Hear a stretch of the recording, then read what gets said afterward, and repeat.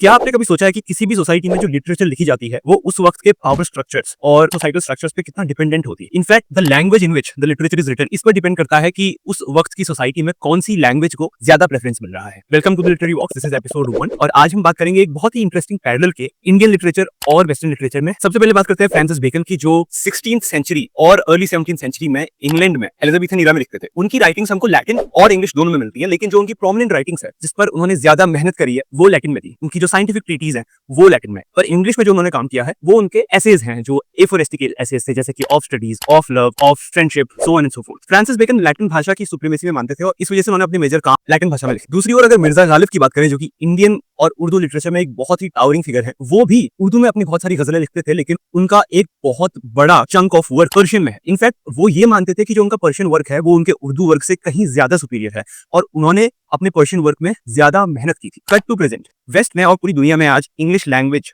बहुत फेमस है और फ्रांसिस बेकन के इंग्लिश एसेज भी बहुत फेमस है, जो उनको लगता था कि शायद उतने फेमस ना हो। सिमिलरली मिर्जा गालिब, जिन्हें लगता था कि उनका उर्दू का काम इंफीरियर है एज अपोज टू उनका पर्शियन का काम, उनके उर्दू के काम को हर कोई जानता है, लेकिन शायद आप में से कई ये बात नहीं जानते होंगे कि उन्होंने पर्शियन में भी कुछ काम किया है। एज सोसाइटी डेवलप्स, उसकी लैंग्वेज प्रेफरेंसेस भी चेंज होती है। राइटर जिस लैंग्वेज में लिटरेचर लिख रहा है वो भी पॉलिटिकल है, वो भी सोशियोलॉजिकल है। You can not isolate it from the societal context. And finally